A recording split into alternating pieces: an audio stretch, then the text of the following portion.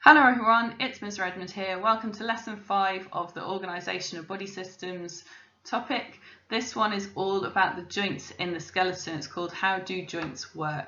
If you haven't got one already, please go and get a pen and a piece of paper so you can take notes and do any of the tasks that I give you as we go through.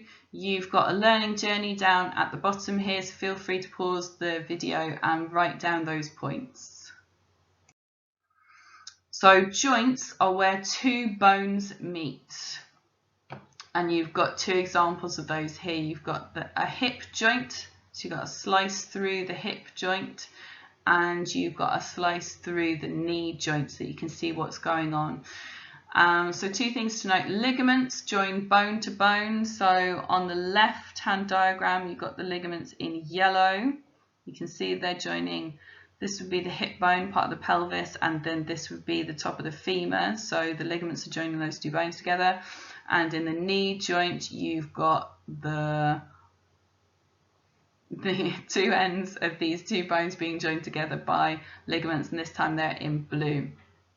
Tendons join muscle to bone. So on the right hand diagram, you've got a muscle here in pink, and that's being joined to the kneecap by a tendon.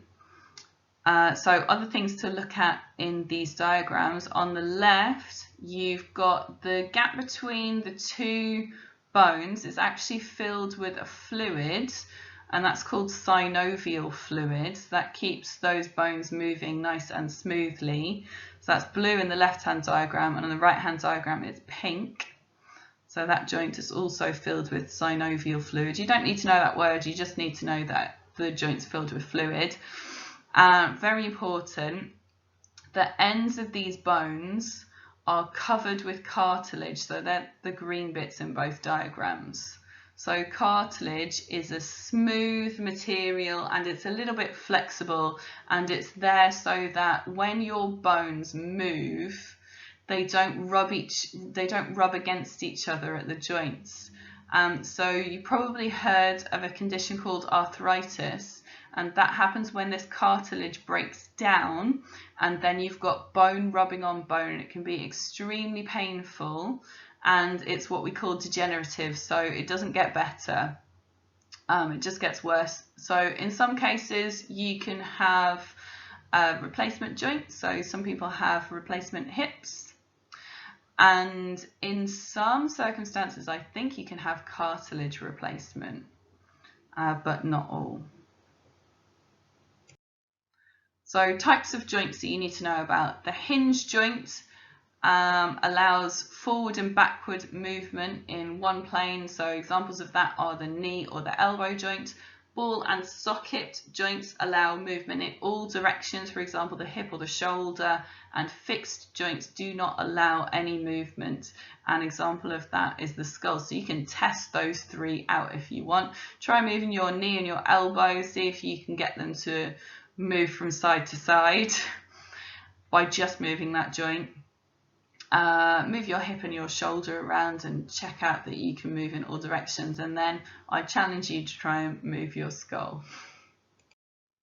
So here's a bit more detail. The hinge joint, the bone can only move in one plane. So you've got the arm can move up and down at the elbow joint, and you've got a knee joint here, and you can imagine that that tibia can just move up and down. So there's no side to side wiggle at the knee joint or at the elbow joint. So that's why you've got the hip joint and the shoulder joint to allow full range of movement,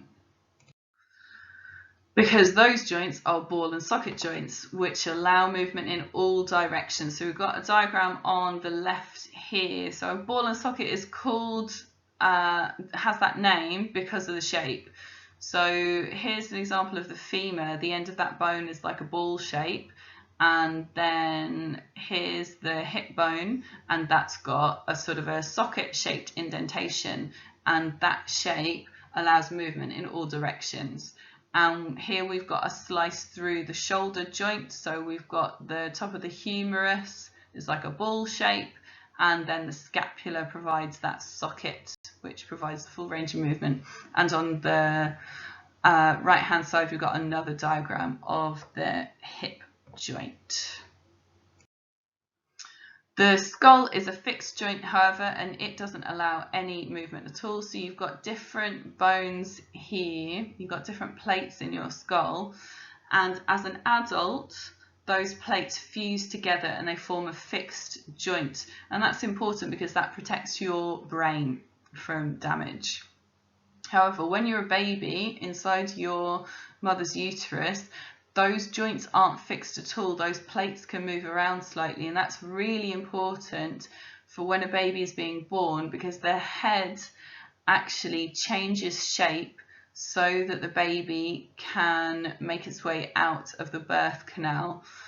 And after birth, those plates of the skull slide back into their proper position, and over the first, I think it's 3 years, those plates start to fuse back together and form these fixed joints. So, in summary, joints are where two bones meet. A hinge joint allows movement in one plane, for example the elbow. Ball and socket joint allows movement in all directions, like the hip.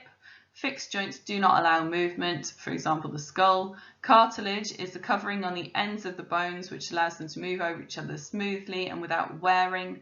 Ligaments join bone to bone at the joints, and tendons join muscle to bone. Thank you very much for listening. I'll speak to you next time.